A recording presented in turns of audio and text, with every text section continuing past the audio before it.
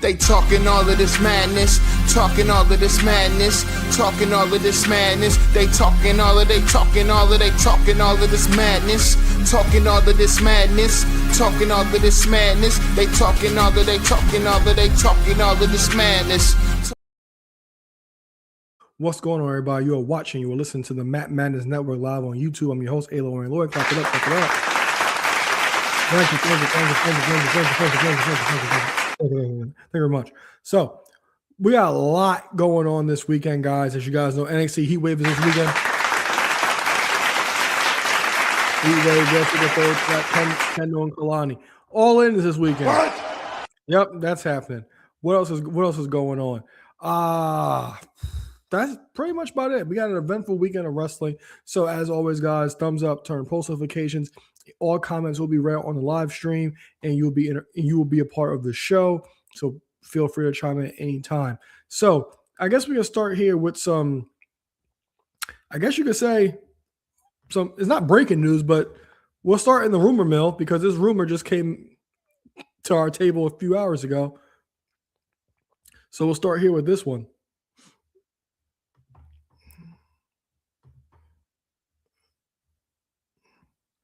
Where we at? All right.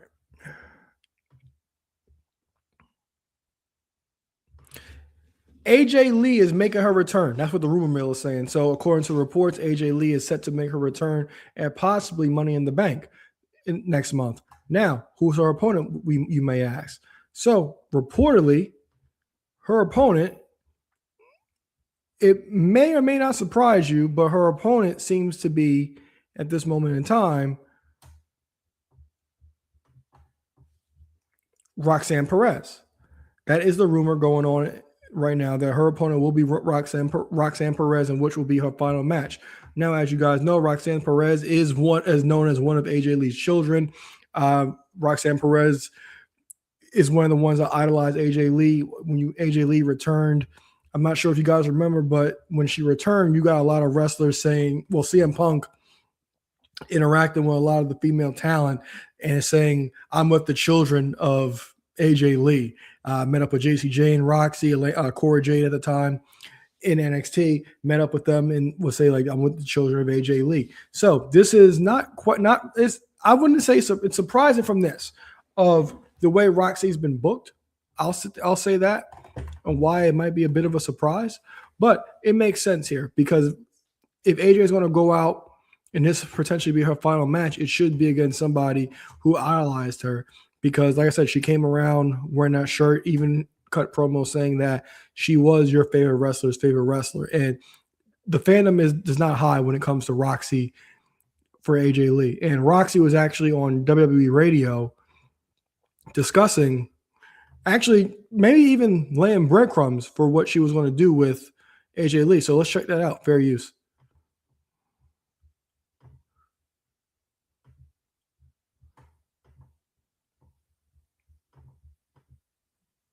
Absolutely. This is the best I've ever felt in my entire career. I went from being someone that was just happy to be here. I was just like all of you guys, sitting in the crowd, just hoping to be a WWE superstar one day and looking up to all the wrestlers, like AJ Lee and Bailey and Paige. And then I realized, where did that ever get me? Just looking up to people. It got me absolutely nowhere. Right. So then I realized, wait, I'm actually way better than Bailey. I'm actually way better than Paige. I'm actually way better than all of these women at only 24 years old. And they wish that they were as good as me at 24 years old.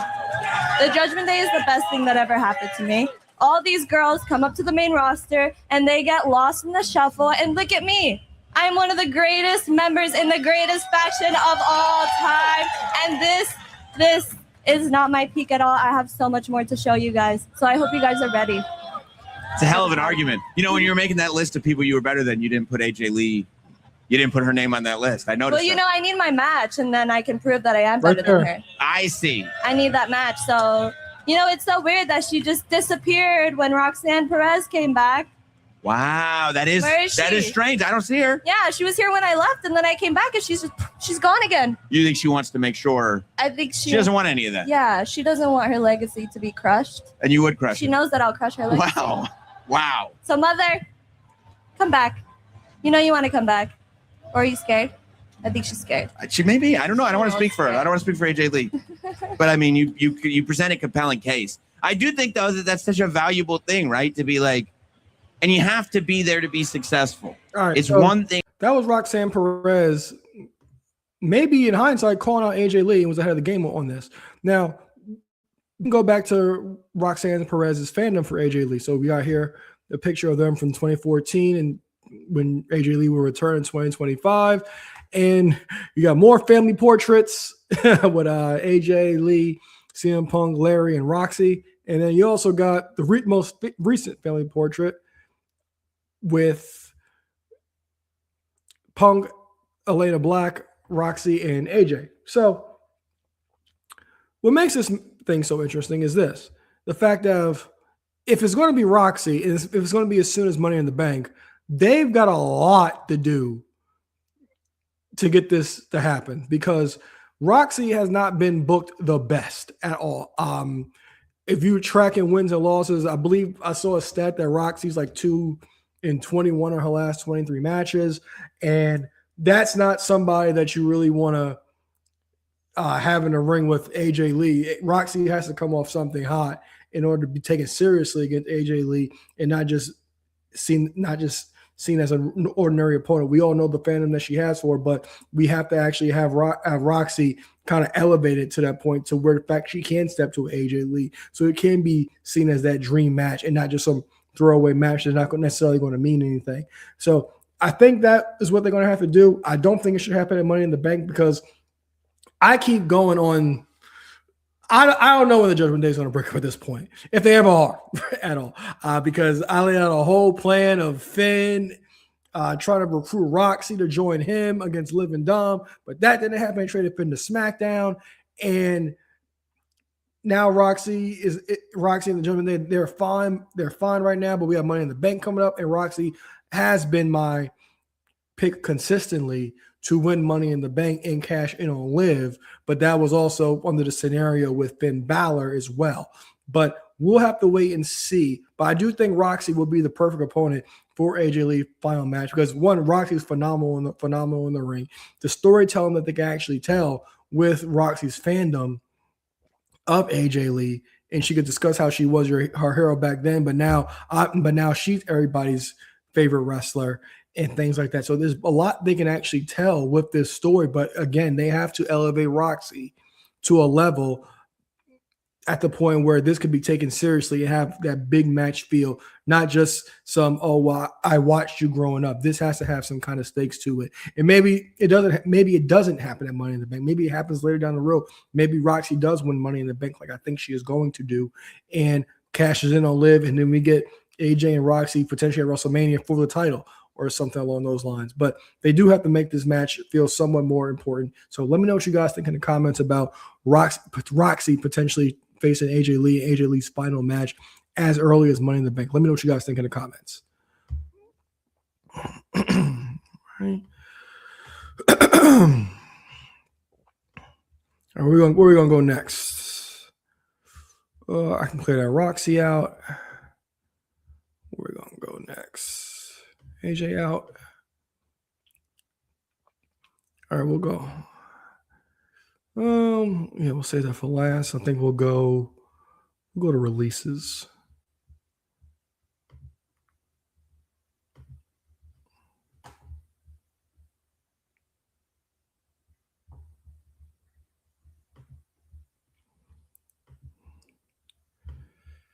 Share screen. Where we at? All right. Mellow. Sleep for the working man.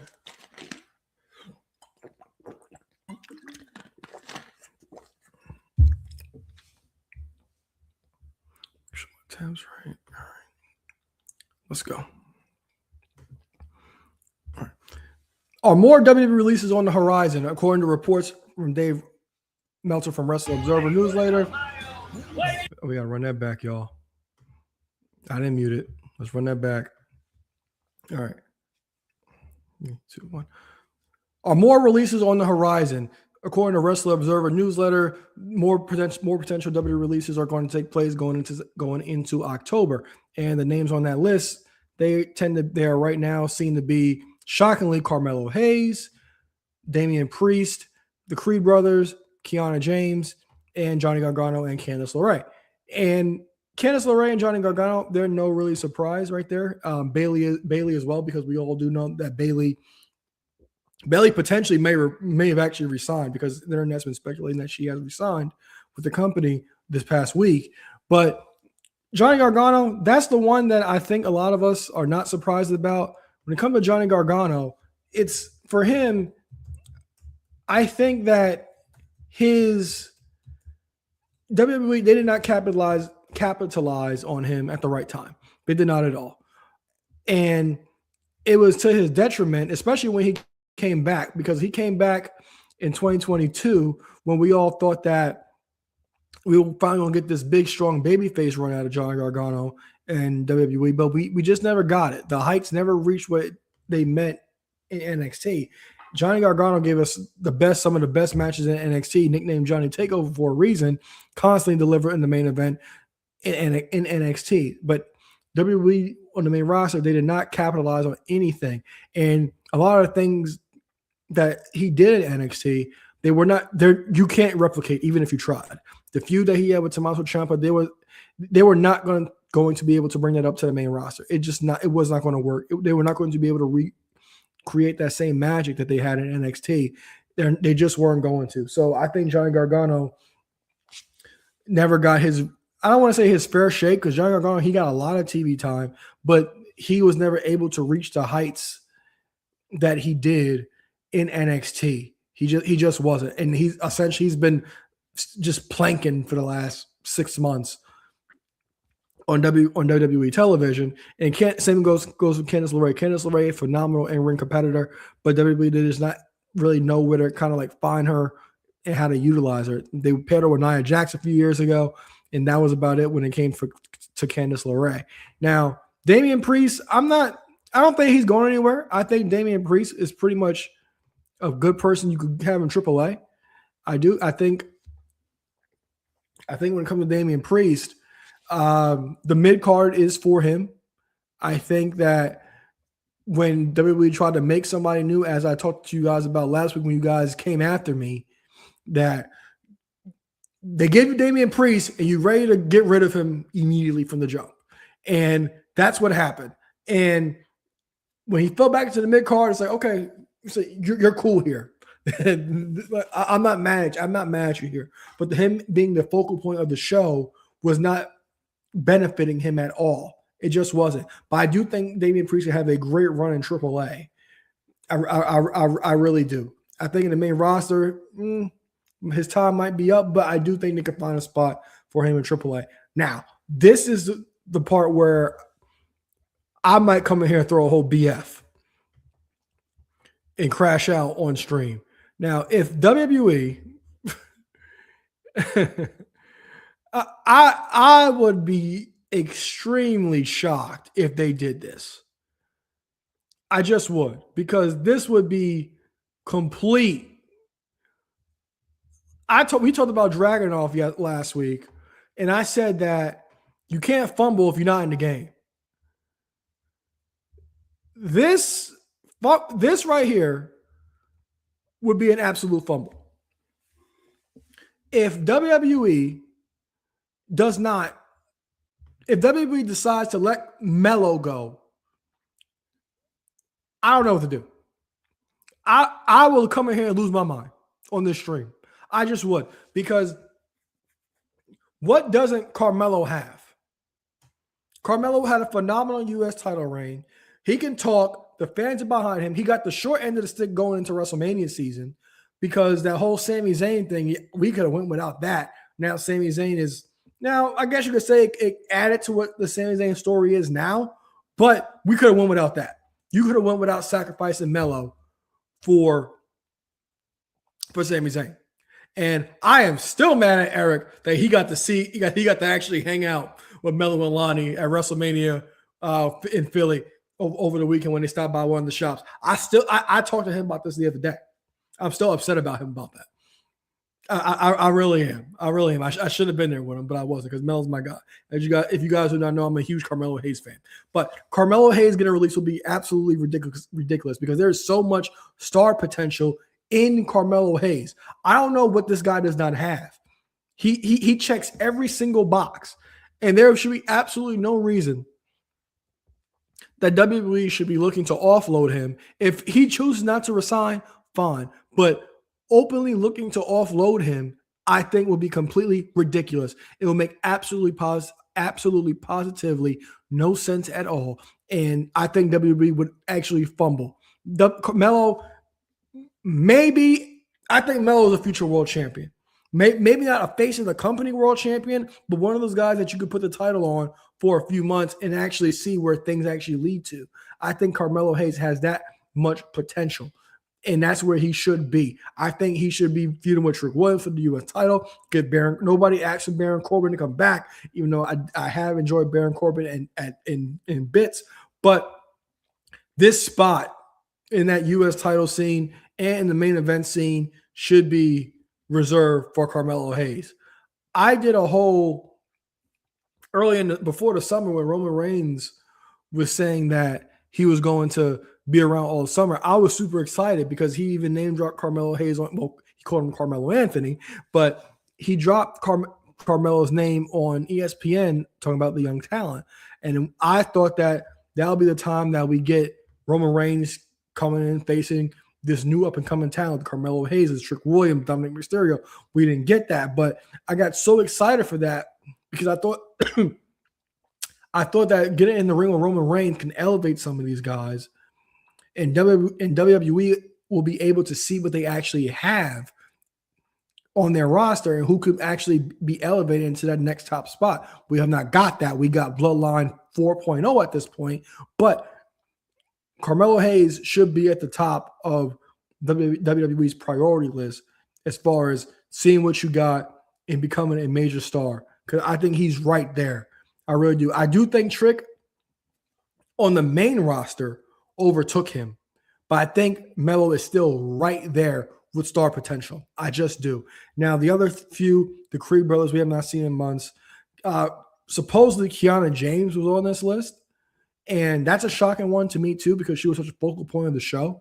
I'm not sure about that one, but let me know what you guys think in the comments about the potential releases of WWE in October, the potential releases that were reported by the Wrestling Observer of Carmelo Hayes, Damian Priest, the Creed brothers, Kiana James, and Johnny Gargano and Candice LeRae. Johnny Gargano actually removed WWE things from his Twitter bio, and I believe he has a booking inquiry email on his Twitter page as well. So that one is pretty much set in stone. But let me know what you guys think in the comments about these potential WWE releases.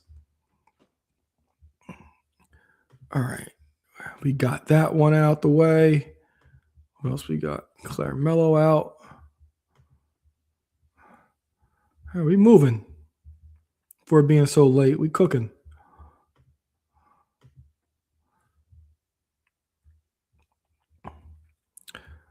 All right, I'm very upset I don't have B-roll for this.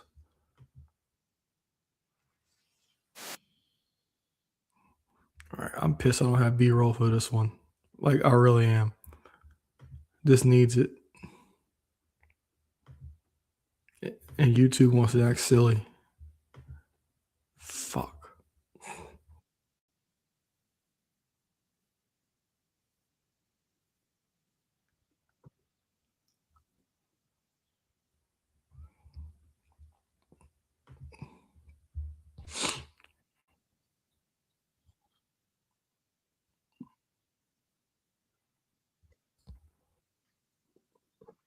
All right. All right, where are we going to go here? All right, we'll go to JBL, guys.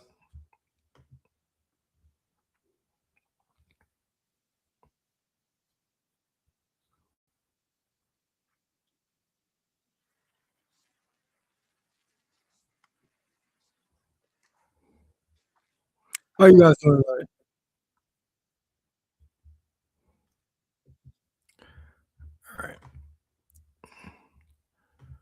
I'm ready.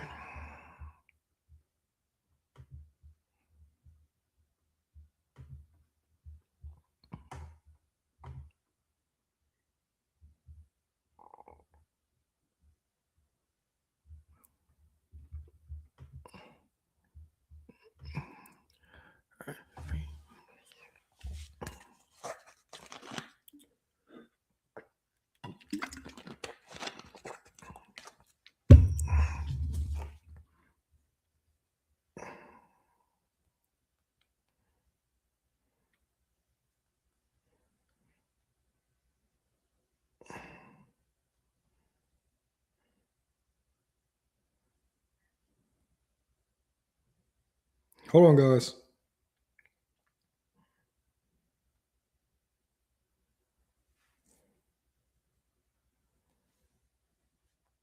All right. 3, 2, 1. You guys remember when JBL feuded with Eddie Guerrero in 2004? Let's hear what JBL had to say about it. Fair use. Well, John, you had a successful career as a tag team competitor, and you were great in the mid card. But did you know that that JBL character was going to take you to that next level? I knew I was going to have the opportunity. Yeah, absolutely. I knew I'd have the opportunity. I knew because they made the character for Eddie Guerrero. So I knew I had the opportunity. They called me specifically we got a match at Staples Center in 6 weeks, 8 weeks, whenever it was. And I just got lucky. Brock had left the company to go pursue, become UFC champion. No, he didn't get lucky, man. And listen, he didn't get lucky. He's being too humble. No, he didn't get lucky. Like I said before, okay, and which is cool. I understand where he's coming from. Well, he had put his work in. Okay, Right. So Ron Simmons is correct when he said JBL put his work in. JBL was around for a long time, but a lot of you guys, the one thing that I laugh at, I kind of laugh. I don't want to say I laugh at it, but how like the younger people younger than me, they look back at these things like, oh my God, these things were so good. And they try to tell you things that happened, but it didn't necessarily happen that way because you didn't live it, so you can't really tell the story. So I remember. So this is right. So Brock Lesnar leaves after WrestleMania. SmackDown has no heels whatsoever. And there were brand specific pay-per-views at the time. And SmackDown had Judgment Day that was coming up in May. WrestleMania had been that March. Raw had Backlash in April. SmackDown would have Judgment Day in May. And the JBL heel turn, it came so quick and abrupt that a lot of people were like, this guy? This guy's going to face Eddie Guerrero? I remember when I believe JBL had been doing something on Fox News or something like that as well. So that played into the storyline about him having his Fox News segment. But JBL it was very hard for us to accept JBL or Bradshaw at the time from the APA, because anybody around my age knows him primarily from being in the APA. And during that small stint in 2002, when the brand split happened, Bradshaw had his singles run. He won the hardcore title. And soon after that, APA will reunite the following year. But we primarily know him as a tag team wrestler. We weren't buying him in the main event scene. And he'll continue to talk about that in a second and how important Eddie Guerrero was to getting the JBL character over.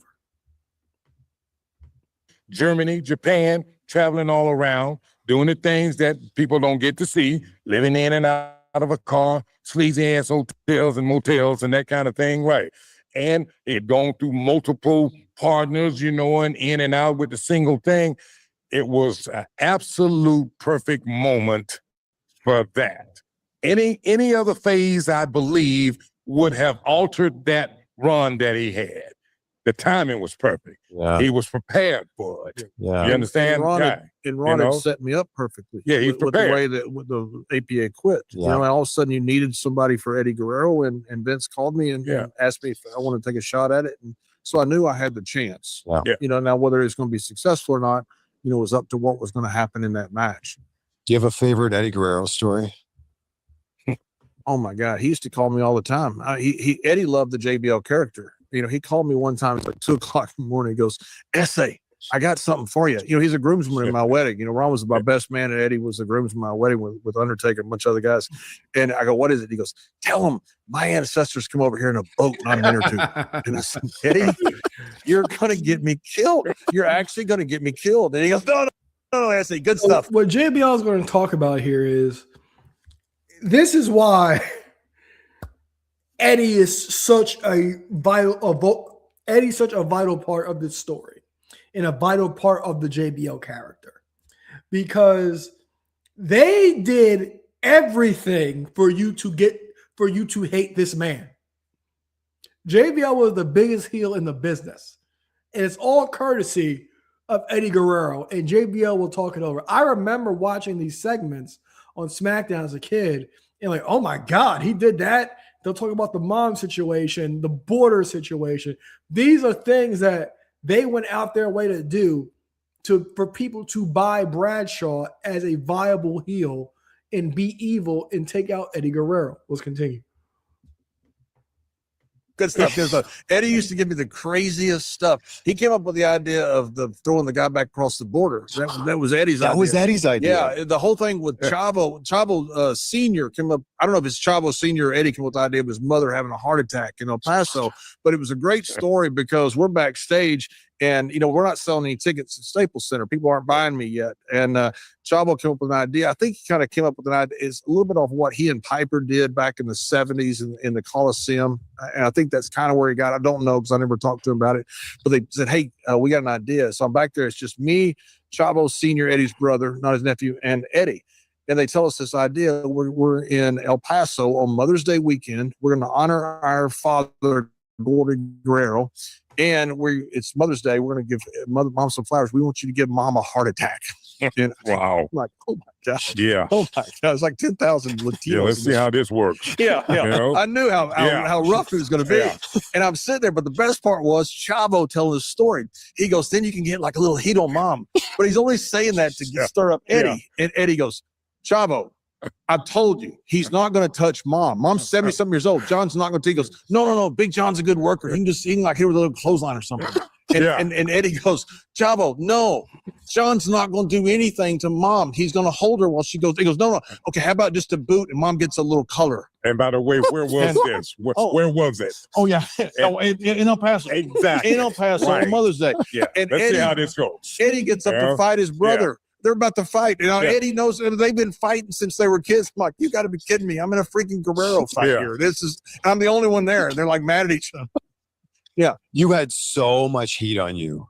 Like so much heat. When Eddie's mom went down, what happened was I grabbed her like that. And what I did was I was allowing her to grab my hand and go down. It looked like I was manhandling her, but I was allowing her. I'm going to take care of her. I've got every Guerrero brother in the world backstage. I'm not worried about these 10,000 fans. The Guerrero brothers I was worried about. And I'm allowing her to go down. And I remember sitting there and thinking, there's not a Guerrero that can't work. I mean, she looked like she had a heart attack. I'm sitting there and I'm in on it, obviously. And I've got her down. And the whole place, was kind of heat, and Ron's been there building like this. And all of a sudden the place just gets, silent. You could have heard a pin drop in the building. The place got silent. Yeah. I mean, and it was the silence. Oh. And it wasn't the silence off of just quiet. It was the silence of, hey, you know what? We're all going to just attack his ass at the same time. Right. That was right. That kind of silence. It was unbelievable. And Eddie's on the ground and he goes, "Essay, you better get the fuck out of here." Like now. And we had extra state troopers around the ring. We had cops. They're going, "John, you've got," because you could feel the place was about to riot. But we got to get it on camera. There's no reason to do it if you don't get it on camera. And I've got guys. I didn't tell them that. But that's what I'm doing. I'm making sure we got all this stuff filmed. They're going, "John, you've got to get out of this building." So they got me to the back, And the place is literally, I mean, you could feel it bubbling. By now they're starting to get loud, you know, and they're starting to get ready to come over the rail. And these cops are trying to get me out of the building. They got me in my car, and my car is running. They take me to the city limits sign, and the police did. And they go, and I stopped, and I said, guys, nobody followed this. I'm good. They said, do not come back. And the police, at the city limits, 2 minutes in, I said, do They not. were even pissed off. That's right. They said, do not come back. We think you will be killed. Yeah. They said, drive all the way to Odessa, which we had planned anyway. I had to drive all the way to Odessa to fly out. I drove to Odessa by myself because the police in El Paso, 2 years later, we worked there and they wouldn't book me there. They thought I'd be killed. They thought something would happen to me. I had that much heat. That's amazing. It was crazy. It was absolutely nuts. But I'll tell you a funny story that I hardly ever told is I go about 3 miles after the cops had stopped, and I looked up and there's a border checkpoint, which is not a big deal. You know, they had them, you know, inland in Texas, not a big deal, except for the fact all my stuff's in the trunk and I'm in wrestling trunks and wrestling boots and no shirt. And I pull up to this border checkpoint. Explain that. Oh my God. And it's a Hispanic officer. And I'm not going to tell him that I gave Eddie Guerrero's mom a heart attack. This guy might shoot me out here on this road. I just left a building that may be rioting right now. And so the guy comes up and he goes, is there an explanation? And I said, No. What he did? Do you really want to hear it? He goes, just put your shirt on and go. That's all Get the hell out of here. Just get the hell out of it. No idea what you're doing. Oh, that's amazing. I want to. Oh man. So if you guys really don't remember, well, if you remember, that JBL character run with Eddie Guerrero was legendary. Some really good stuff was in there. They talked about the border thing, the heart attack with his mother, the match at Judgment Day, phenomenal, a bloody mess. Highly recommend everybody watching that. The match at the Great American Bash, highly recommend everybody watching that as well. And the JBL heel run might have been the longest. What was it? June. It was probably the longest 9 months of my life. Back then, the championships, we didn't have long title reigns like that. So it was uncommon for us to see that. And me being a kid, I'm like, all right, well, I can't wait for this guy to lose the title. I'm expecting it. He's going against some of the big favorites. He had a matchup against The Undertaker at SummerSlam in a last ride match. I'm like, okay, there's no way he's going to beat Taker. Beats Taker. Has a matchup with Booker T at the Survivor Series. Beats Booker T. I believe he had like a fatal 4-way at some point in there. Wins the fatal 4-way match. I believe he also had the Big Show return. Had some matches with the Big Show. Defeats the Big Show and ultimately will finally lose to John Cena. But also JBL, great in that run, great heel. He had the Cabinet with him and the Basham brothers and Orlando Jordan. But the JBL character would not be as successful as it was for Eddie Guerrero. That one title reign JBL had, it's a very reputable one-time run and very memorable as well. That one time would do more for him than having it multiple times. Now, he never got back to the top of the mountain, but he was that kind of character you could put in that position, and he will always be hated. JBL character, a phenomenal heel. If you guys have not ever seen JBL in his prime or the Eddie Guerrero thing, I highly recommend watching it. So let me know what you guys think in the comments about JBL's Eddie Guerrero stories. Let me know what you guys think about what JBL did as a heel in 2004. Let me know what you guys think in the comments. All right. JBL's done. All right.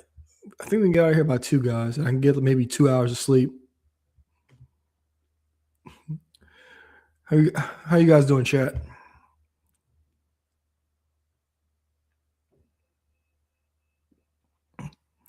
All right. I think I'll start right here to get this out the way.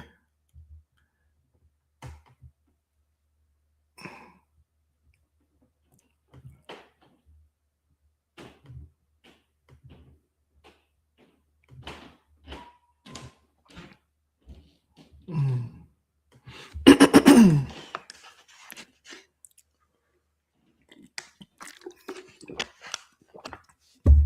might throw some B-roll in here eventually, but let's get it. Uh-oh. Wrong thing. All right, let's go. Is it finally happened? Will Cody Rhodes finally turn heel? Cody Rhodes kind of threw a hint out there this past Friday on SmackDown when he dropped the infamous, it's not a prediction, it's a spoiler, hence of the wise man Paul Heyman. Now, we discussed that Cody Rhodes needs to turn heel for the longest time. He just needs it. He needs it bad. People still cheer Cody, but he gets more boos than cheers.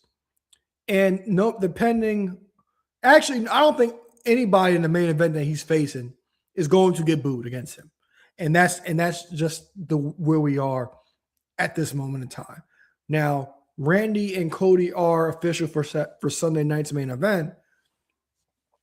And when it comes to this story, well, first of all, we got to sit there and say, why is this Cody and Randy feud now way better than what we got going into WrestleMania? This is light years better already, because one, it still baffles me the fact that TKO execs or whoever the hell's in creative had the nerve to sit there and say, well, it's like Vince was in there. And there was somebody, like his spirit came down and said, oh, well, you know what this needs?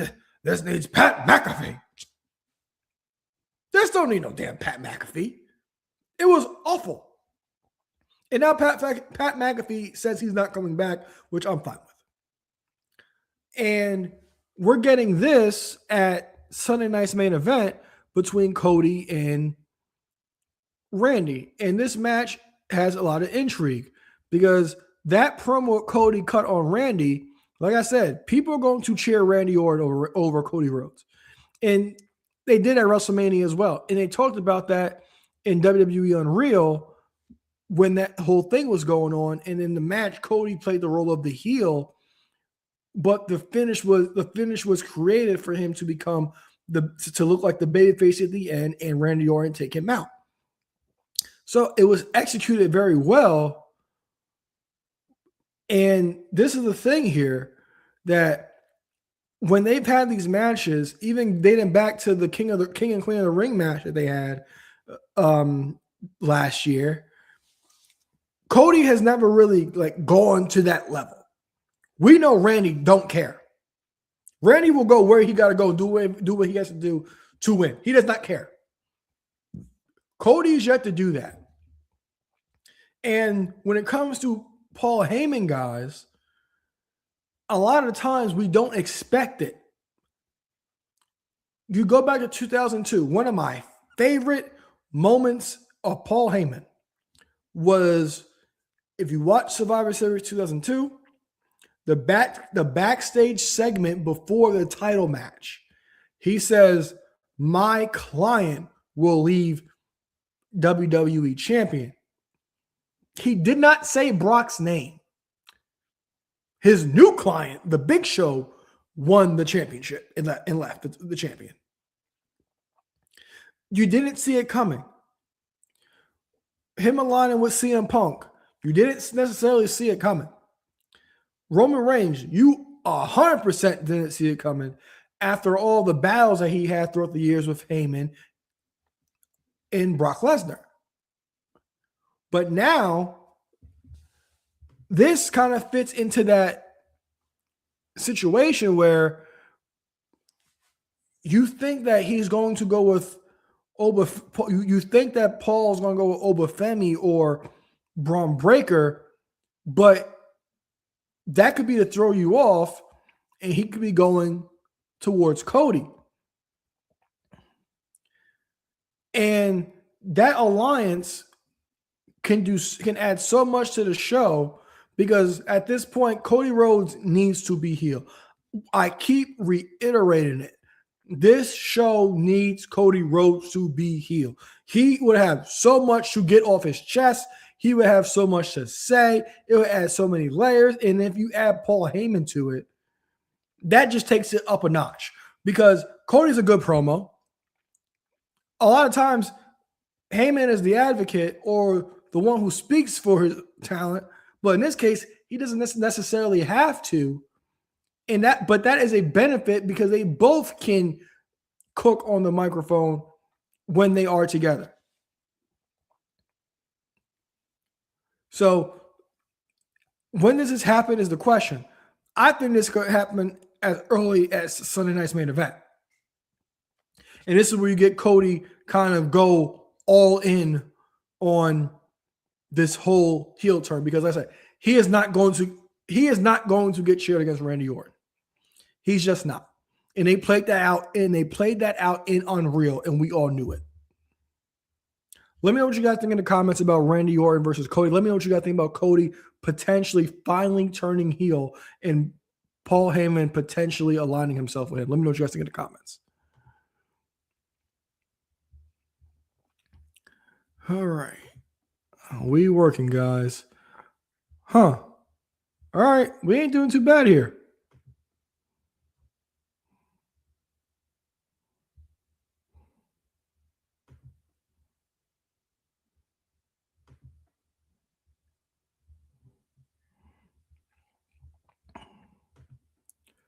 All right. We got to do Mercedes. We'll go to Homage.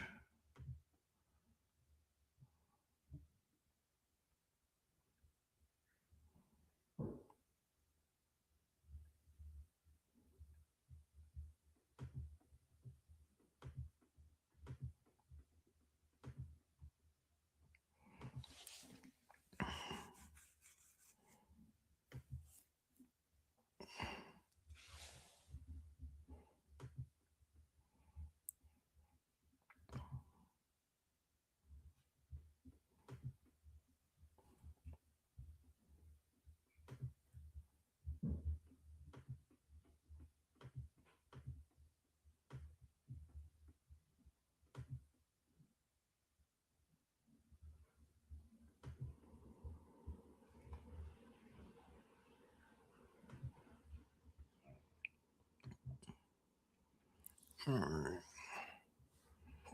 Hurry. Swipe.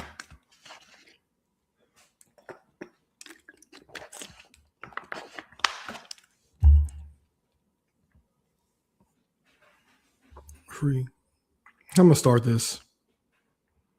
I'm about to be the game.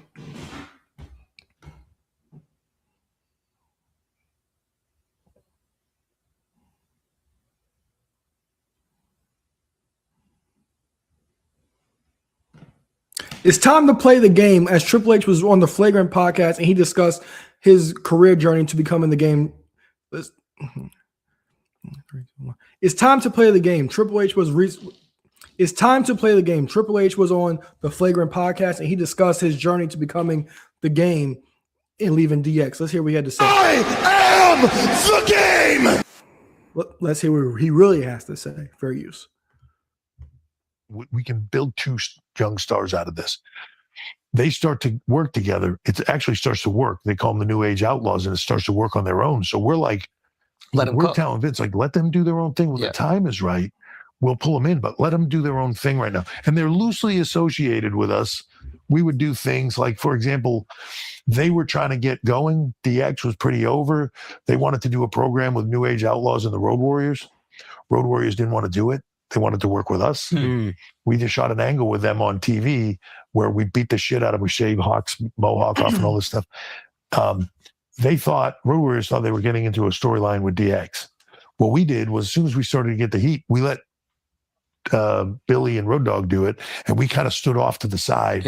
And they did all the big damage. And Road Warriors ended up in a program with them, which they didn't want to be in. Right? We just backed out of it. So we had those guys associated with us, but not with us. Shawn gets injured. Shawn goes to WrestleMania, which is like this nightmare. And, at that point in time, Shawn also was legendary drug problems and all this stuff. But now Sean goes away, and I think a lot of people thought that was it. I'm done. I'm never going to get past where I am. Whatever. We talked about let me take the helm. And what is your pitch? Sort of, let's do the same group, but let me take the helm. Let's bring in Billy and Road Dogg, the New Age Outlaws, which were kind of over on their own now. Let's put them in it. We'll reform DX and X-Pac, whose contract, he was in WCW. So you bring him back over. His contract was up, and he was dying to get out of there because at that point they were pretty fucked up, the whole group. So he left. The timing was perfect. So he just signed with us. He popped over. So the night after WrestleMania or whatever it is, I go out there and I cut a promo basically on Sean saying, like, you told me Tyson was good. He wasn't. You told me you had this. Don't worry about it, kid. And you didn't, like it was a problem. Well, you're out. I'm in. So now. So you act as if you kick him out of the group. Yeah. Now I'm taking the fucking lead. So now what do you do if you need to start an army? You go find your friends, soldiers. you go find your blood, right? You find your soldiers. I bring in the New Age Outlaws. I bring in Kid. And are you scared at all? Are you like, maybe, is there like what is that called? Imposter syndrome happening at all? Yeah. Where you're like, they only like Sean. Well, everybody else is saying this isn't going to work. There's a lot of people, this isn't going to work. It's not going to work. He doesn't have it. Those other guys they don't have it. Like, it's not going to work. Sean was the glue. Sean was the key. Sean was this. So what makes it work? We made it work. Because some people would say that it got even bigger. It got even bigger. Okay. It did. It got even bigger. And that was the thing. So at that point, and we still had China with me, which she was a glue to that thing. China was. Sort of in that realm, I knew that night when I went out there to cut that promo with Kid and Billy and all that stuff and restart the group, it needed to be big. Like, I needed to go out there and hit a home run, or Vince is very quickly going to go, everybody's right, and move on, because he's believing in it. Yep. And he wants to see it work. So he's giving me the ball. And we just went out there, and my opinion, we knocked it out of the park, and then they went with it, and the rest is history, and it was set up well. And, we had other people to work with. Nation of Domination was coming up at that point in time with Rock and all that stuff. So we had all these other people to work with, and it took off, and we would just do the crazy shit. And then sort of as that version of the group started to become popular, and then we get into the WCW stuff where we go on the attack after them, and then it's just game changer. So when you go on the attack, right, now we're blending the worlds again. That's a real business rivalry. Yes. This is not, scripted storylines here. This is you guys are beefing and you are attacking their brand. Yes. And at this point, is Vince completely on with having to blend the worlds, and now wrestling has to be more real?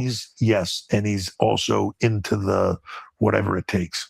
Gloves are off, whatever it takes. So there's no more like protecting the old guard. No. The old guard is deceased. There's a moment where when we're going to do the first attack at WCW, we're going to go, because what they were doing was, if we were going into an arena, they would book one of their TV shows like either same time or right before ours, so that our ticket sales would tank, right? Yeah. Like they're booking the club down the street. Yep. Of course, you right. And that was what was pissing us off. Well, they were right down the street with their show. You roll up with the tank. So we rolled up with the tank. And when we were getting ready to go do it, our show at that point in time, we were like, they were live like an hour earlier than we were. And then we were live later. Yeah. So we go there early, we shoot this stuff, and we bring it back.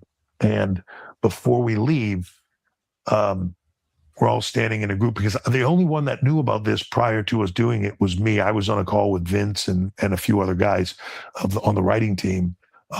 Billy and Dog and Kid didn't know anything about it. They came to me like, see a military shit, our logo on it. Like, what the fuck are we doing? And I was like, dude, I can't tell you yet. Vince wants to tell you guys, but I'm telling, it's fucking badass. Yeah.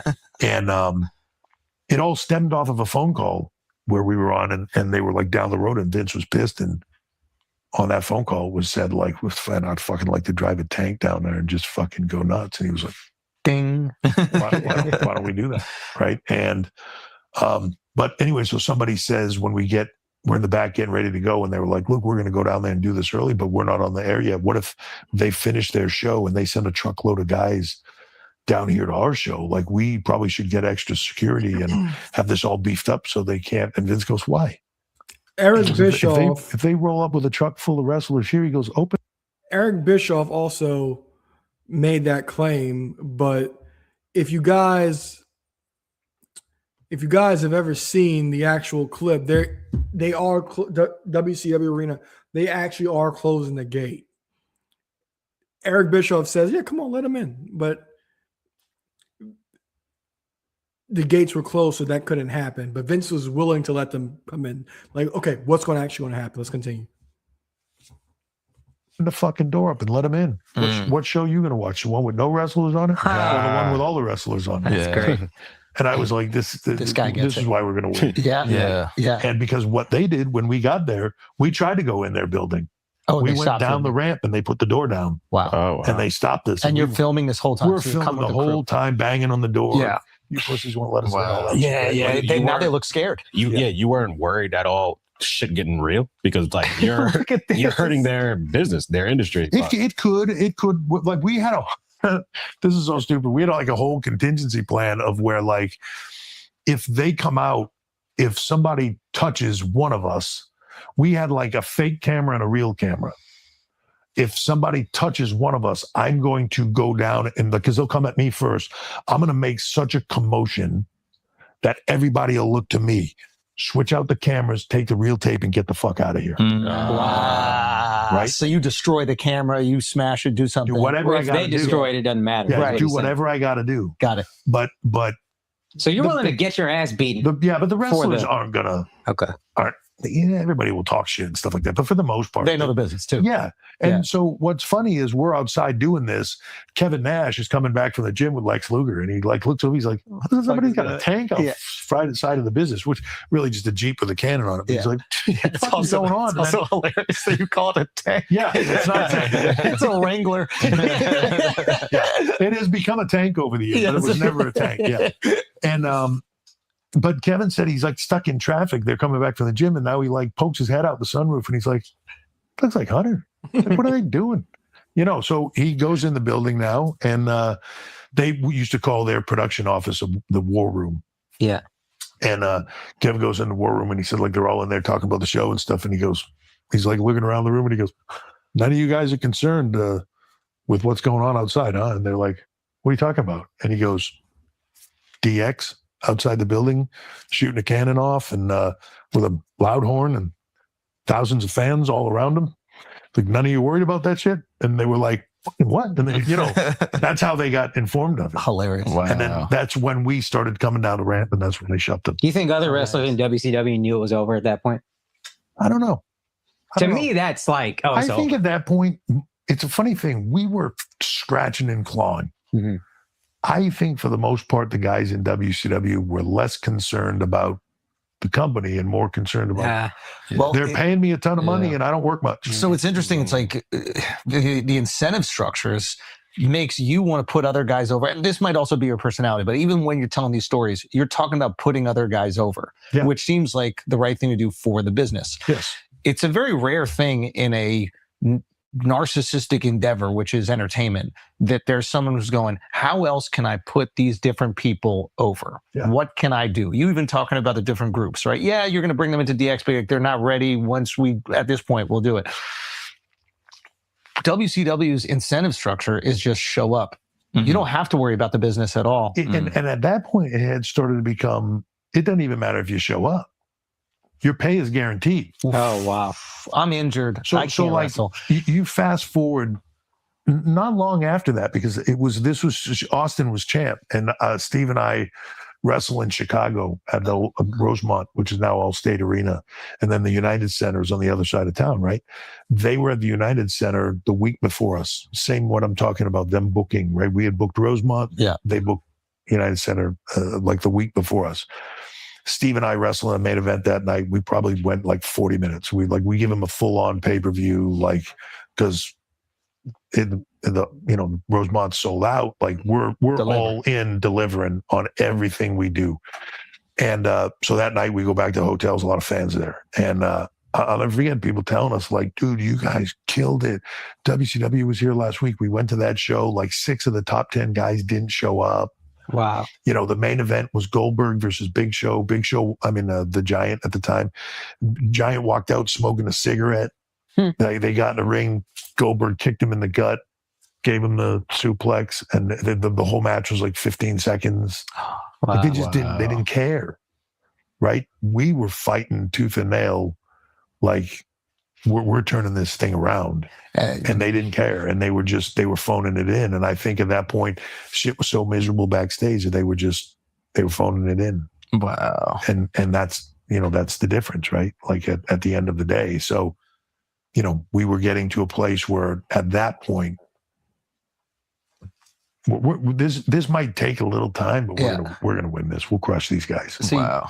I wanted to ask about character development. Like you've mentioned a few different wrestlers that you've kind of been like, oh yeah, their gimmick at that time wasn't that good. And even in your own career, there's so many different iterations before we get to Triple H, the character that we know now. So I'm curious, how do you develop a wrestling character? Find the wrestling voice, the gimmicks that work.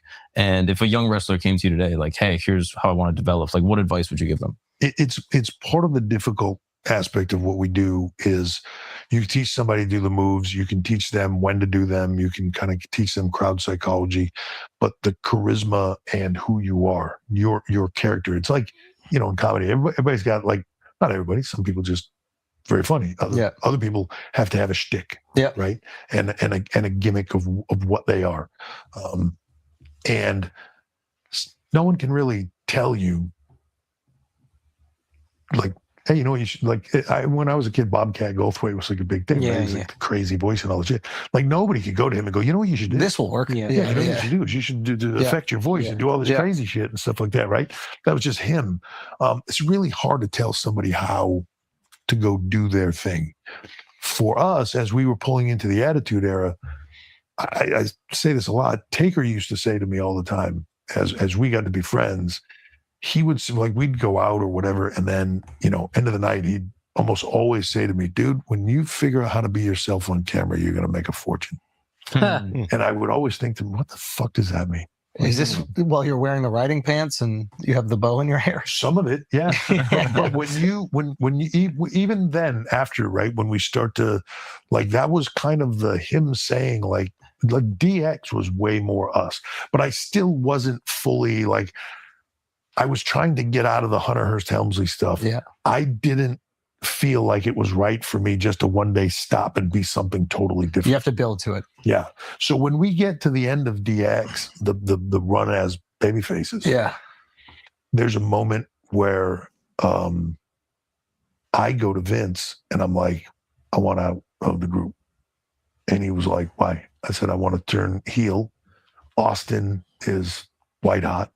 Rock is on his way up, but he's going to be a babyface, a white meat. So Triple H is right there. So no matter what The Rock did, because even before Rock turned heel and joined the corporation, Rock was becoming the biggest babyface in the company, right alongside next to Stone Cold Steve Austin. So when they turned him heel, they know they could not keep him heel for long. So Triple H is actually right, and they would need a heel to go against, and that would be ultimately him. Babyface, like there's no. So you felt it early on. He's so charismatic. Yeah. There's no way he doesn't become that babyface. We need the Darth Vader in this, right? You got two good guys. This is so smart. You need the bad guy. Yeah. I'm confident enough in myself. I can be that bad guy, but I got to get out of this group and I got to make the shift. And the other guys were like, what are you doing? Yeah, because you also white hot. You're like, why would you leave this? Yeah, don't ride this into the ground. We're making a fortune on merch and everything else. Like, don't do this. Like, don't do it. And I was like, but this is not what I want to do. Mm-hmm. So how, because. And they still make a fortune off this stuff today as well. You understand the only way that you're going to get those big main events and then maybe get the belt is that you have to play something opposite that is super white hot right now. It's not even necessarily, obviously everybody wants to be champion at some point in time in their career or something like that, but it's not even about that. It's about being on top. Yeah. Right? Like, you don't have to be champion. You just got to how do you break through to be like The Undertaker, one of the guys? Yep. You know, and that where your shit resonates and sticks and stays generationally and all that stuff. Like, how do you get into that place? And I knew for me, while what we were doing was amazing, that wasn't the setup for me. When I leave the group, now it's a full transition. Now I go to trunks. Now I take my hair down. I wet my hair. I start growing a beard a little bit. Like, I start to grow. Now I become what I always envisioned myself being as a performer. Yeah. All right. So when Triple H talks about this, his heel turn, it went perfect. So he'll talk about the corporation. That is what it is. But as far as his growth and the way he's changed and evolved, he didn't go immediately to trunks. He talked about he would wet his hair. He started growing a bit of a beard. It was something gradually that would change. He had some forgettable music for Backlash 99, which was awful. But then you get the precursor to My Time. Him and China break free, then you finally get My Time, the actual song. He changes his logo. He goes to trunks, and he goes full on heel, never looks back. And I sort of realized, like Taker's words were, when you can be yourself, when you can just go out there and be authentic. Yep. But the hardest thing in the world to do when a red light is on you and there's 10,000 people there is go out and just be you. Because if you fail as you, and it's so it's a scary proposition. Yeah. Man. You're naked out there. Yeah, character is like a security blanket. Of course. If you don't like that, you don't like If they hate the character, they hate the character. They don't hate you. Yes. When you start 100%. being yourself. 100%. And so that, you know, and that's still, even then, that becomes a transition of getting there over time. But it's a scary proposition. But I was all in on, I want to take that gamble and I want to see if I can get to be that guy. Okay, how many other wrestlers, and now that you're the boss, understand the game like you understood it at that time and are coming to you and asking similar questions? And so there's a lot of people that do. I just had this conversation with Sean, and this will piss off everybody. I just had this conversation with Sean, and I had it with Taker as well within the last year. Because we were talking about, like, people helping to guide the business into the next generation and writing and storytelling and all that stuff. And I said it to Sean first. I said, Sean, think about your career, everybody that you've run up against in your career. How many people would you say absolutely 100% get it? Not a portion of it, not a piece of it, like get it. Get the modes of storytelling, get the how to get the most out of something, get all aspects of what we do. How many people would you say? And he was like, well, I bet you I could count them on one hand. Right. And that's considering greats in our business, and all that stuff. And he's like, I bet you I could count on one hand. I said, I think it would be a struggle to fill up all the fingers on one hand. Really? Wow. Right. Like, it's a different thing, and people don't get it. The amount of factors that go into creating something, getting a character, doing all those things, and then it's easy to look at it. And this is all stuff that I learned over 25 years. What are they? Break it down. Like what? It's all right, guys. So we'll stop right there.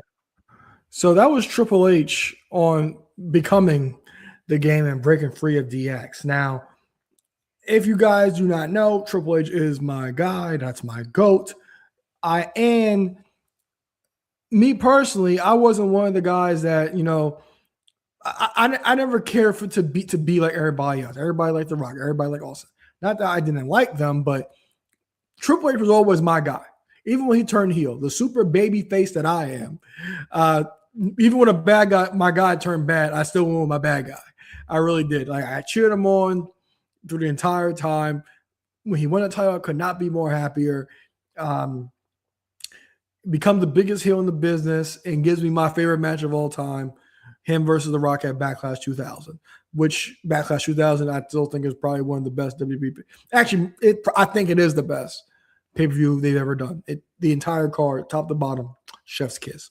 So let me know what you guys think in the comments about Triple H discussing his role with DX and becoming the game. And let me know what you guys think about Triple H in 1999, 2000. Let me know what you guys think in the comments. Whew. All right.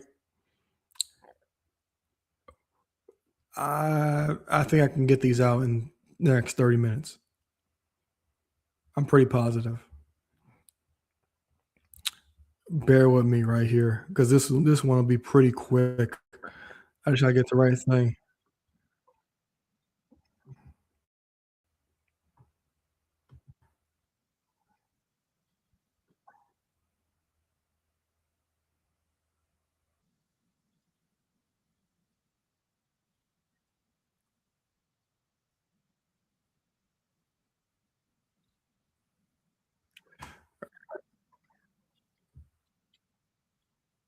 All right, that's one.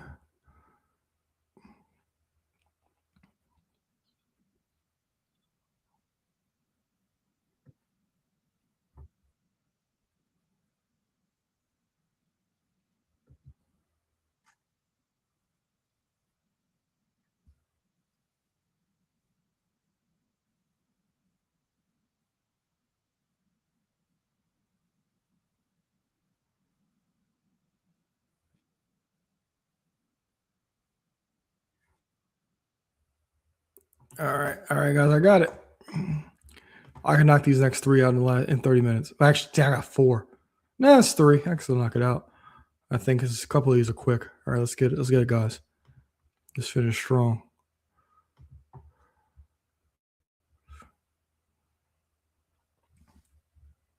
We are ready up. We'll just knock this out.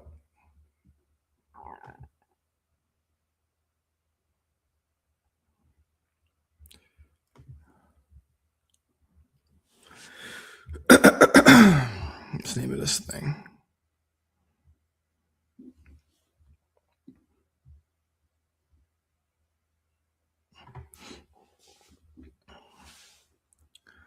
All right.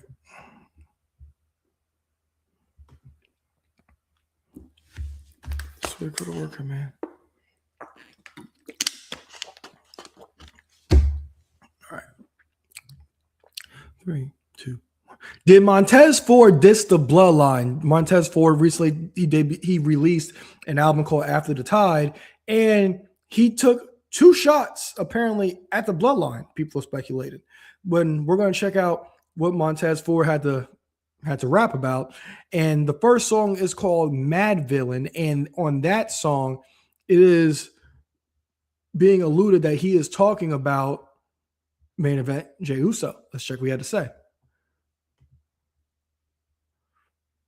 Fair use. Unlike your brother, you've been whacked since day one. You Jack Styles because you wild. Okay, so you heard that right there. He said, unlike your brother, you've been whacked since day one. So that is a speculated jab at main event Jey Uso. Now, on the next song, it's called Iced Out. In this song, he apparently takes a shot at our tribal chief, Roman Reigns. Acknowledge me. Let's hear this out for use.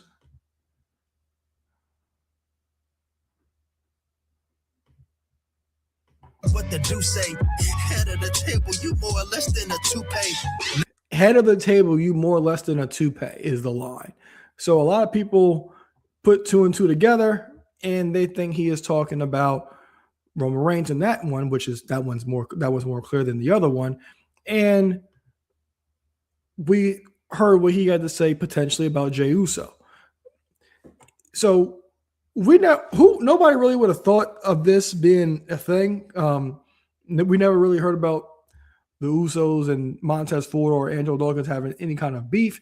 This might just be something for fun. This just might be a lyric. Maybe wrestling fans were looking a little bit too much into this, but it was said. And I'm interested to see if this would actually be put into a storyline or anything when Montez Ford and Angelo Dawkins return, because we all know Montez Ford and Bianca, they recently gave birth to their son Romeo, and we'll have to wait and see if there's anything that comes to light of this. I do not think Jey Uso had a response. Let's double check about that.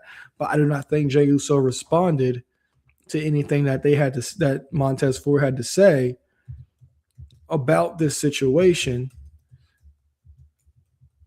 Well, about this quote unquote diss. I don't think that we got a response from Jey Uso.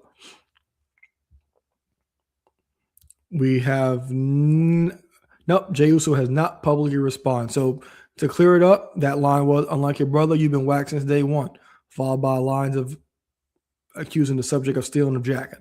And like I said, these were shots thrown at the bloodline, Roman Reigns and Jey Uso specifically, and could be all for fun and giggles, but it caught the wrestling fans by surprise, and you know how wrestling fans are. They're going to immediately say, what happened? So let me know what you guys think in the comments about Montez Ford's diss towards Jey Uso and Roman Reigns. And let me know what you got, if you guys checked out Jey Uso's album after the time. Well, not Jey Uso, Montez Ford's album after the time. Let me know what you guys think in the comments.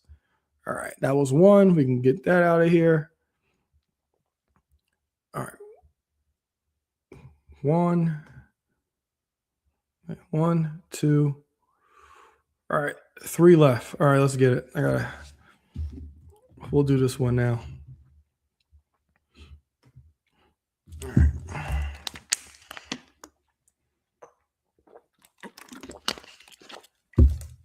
We'll finish up with Liv. 1 second.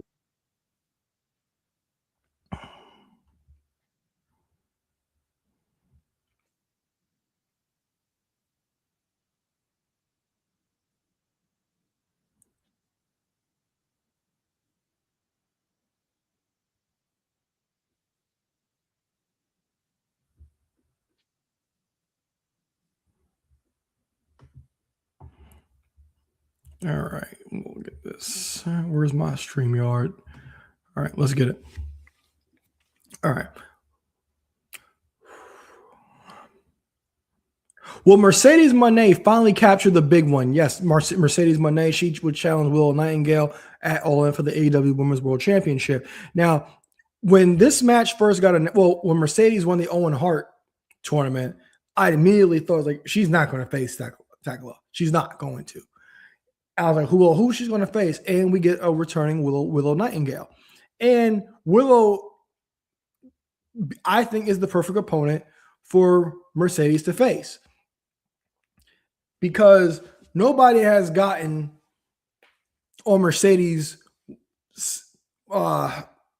nobody's gotten Mercedes' way more than Willow Nightingale in AEW. And last week they had a sit down where they had to be separated. I thought this was very well executed. So I'll play a second of this, fair use. But I was a big fan of what they did in this segment last week on Dynamite. Everything is there. The disdain Mercedes has for Willow Nightingale is perfect. There is real hatred in her for Willow because all the history is there.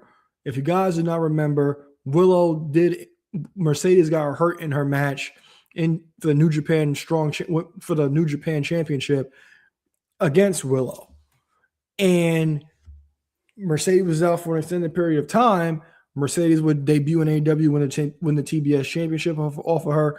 Willow would get her revenge this past December and recapture the TBS Championship for Mercedes Moné.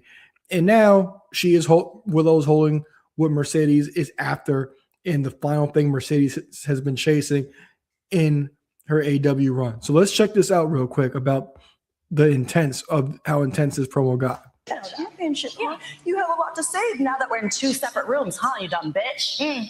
Yeah, at all. That took me by surprise. I was like, this is real. And it even got more serious because Willow even went to go fight Mercedes, and the banter back and forth did continue, and they had a pull apart. Now, this is Wednesday night / Thursday morning, so I have not watched this past week's Dynamite yet, so I do not know what happened between these two. But when it comes to this match and this Mercedes storyline, I've been very adamant about this whole Mercedes storyline, because this one, when she was collecting all those belts, I was very adamant about all those belts don't matter if she can't win the big one. And she had multiple times to win the big one, but she was unsuccessful. And this is going to be the biggest moment of Mercedes' career in AEW at this point.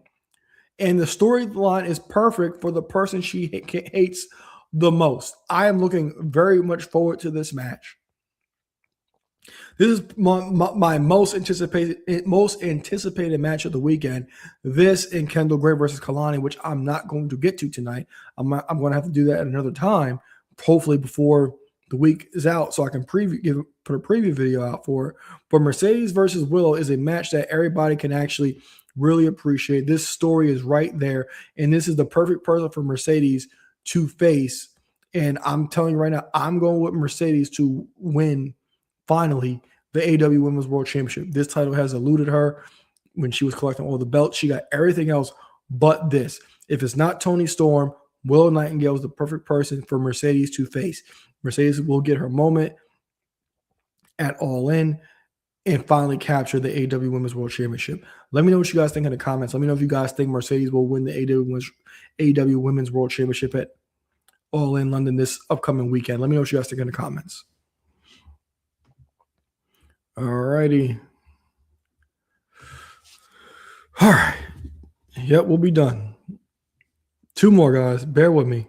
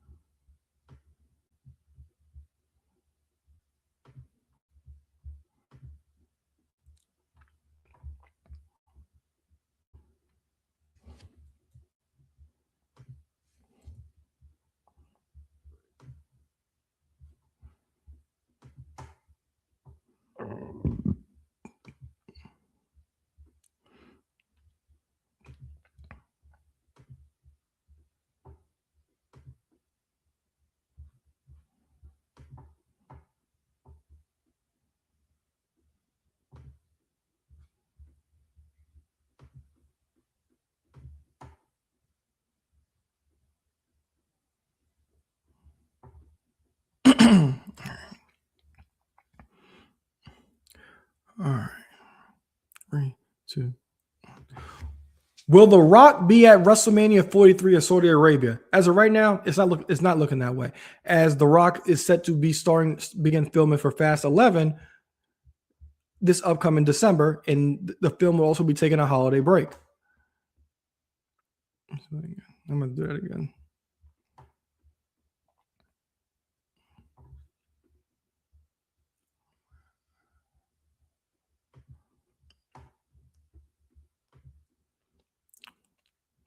Right.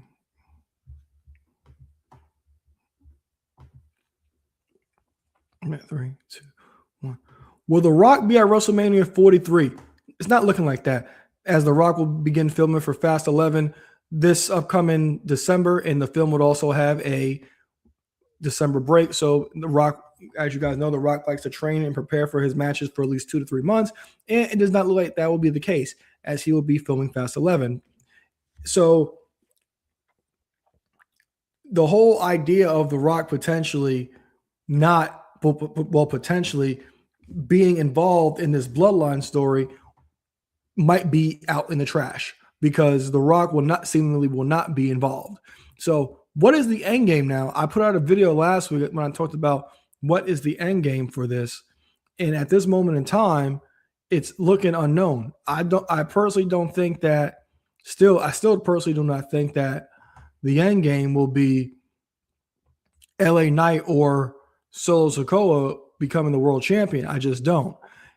But this kind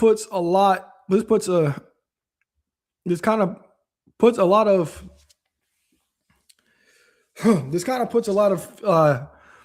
this kind of kills a lot of plans for a lot of people, because I think a lot of people started to begin to speculate like The Rock versus Roman Reigns is what we were going to get at WrestleMania in Saudi, but that's not looking like the case. It's just not. And it may be Obafemi finally getting his moment and becoming that new top star and becoming the new face of the company at WrestleMania, with The Rock potentially not being involved. But that has not changed where this whole bloodline thing is coming, because since Roman Reigns has won the title scene has been pretty much,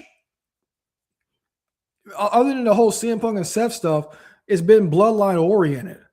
It's been Jacob Fatu, Solo's involvement. It's been pretty much still a family affair, and there's not been a lot of outsiders interacting with that. And even to this point, like I said last week, what will the end game be for Solo Sikoa and LA Knight against the bloodline? Because I do not think those will be the guys that get the title off of Roman. I just don't. Maybe you get Obafemi deciding he wants his title match sooner. Maybe you get Obafemi aligning with Solo and LA Knight for War Games time. Who knows? They threw something else out there with us now that Royce Keys is team with OTM. So Royce Keys is not coming back to team with Solo and LA Knight. He attacked LA Knight. And this adds so much more layers to the story of The Rock potentially not being involved, like a lot of us were beginning to speculate that he was. So let me know what you guys think in the comments about The Rock potentially not making WrestleMania 43. Let me know what you guys think the end game would be for this entire bloodline story. Oh, God. All right, guys, we're going to make it. We're going to make it. And I'm going to get 2 hours of sleep. Because I got to get back in the gym. All right.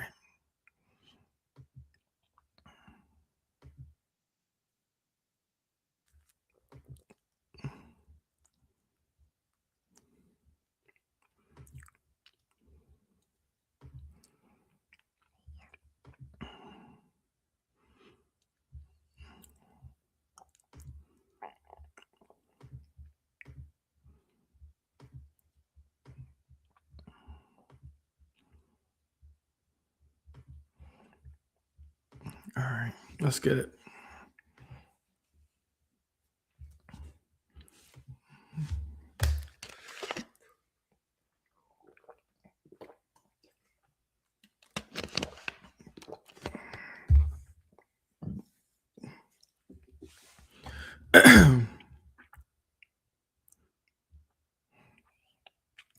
Three, two, one. The latest trailer for Liv Morgan's debut movie, Bad Lieutenant Tokyo, has dropped. Let's react to it. Fair use. Mirror on the wall, a stranger in glass, all my failures staring back. 向き合うほどこの方はアメリカの連邦捜査局の捜査官だ。FBI. This is my partner. Your partner? Her father is Speaker of the House. So there's that girl. Hold on, let's go back. You came here to get this girl murdered. You came. Speaker of the House. Hold on, God. There's our girl right there. Top 5 DOA, Liv Morgan. She is the daughter who they're protecting, as we discussed in the first trailer reaction video. Let's continue. The House. Front runner for GT. You came here to get this girl murderer, didn't you? Even though broken wings can息子を殺して連れてこい。 15 years ago. There she is again. There's our girl. We showed that still shot from the official images in the last video as well. So everything is pretty much adding up. Years ago, your best buddy was.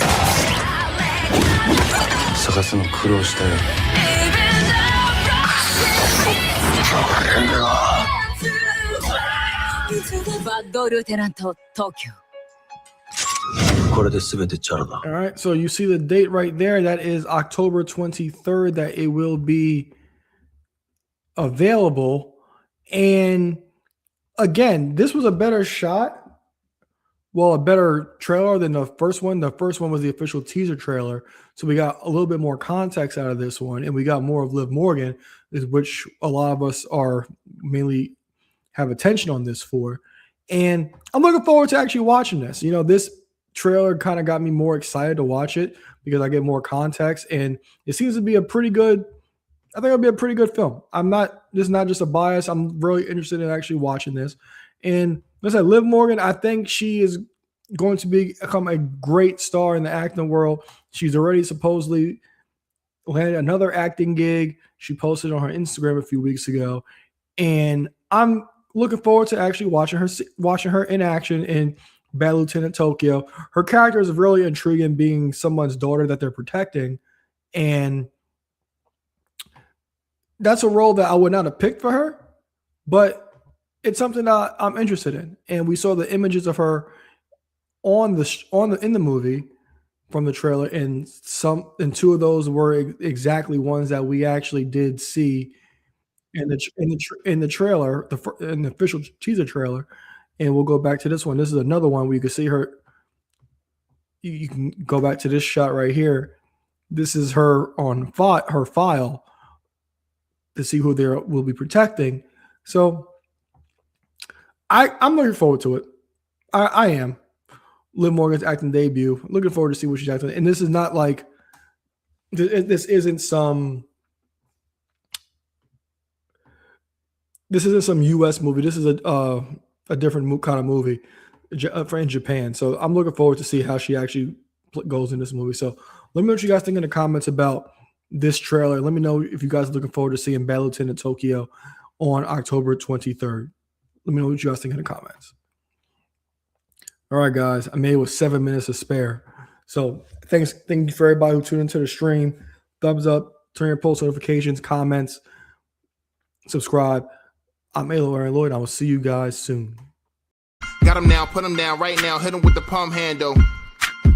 Tuning up the band, y'all don't understand. Fist of Superman, it's a SummerSlam. Here we go again. Fans marking man, I hate my balls. Shut the Vince McMahon, it ain't safe to land off the cell. Fans love it, ain't hard to tell. Talking madness, awesome. Well, what I'm cooking, man, y'all off the smell.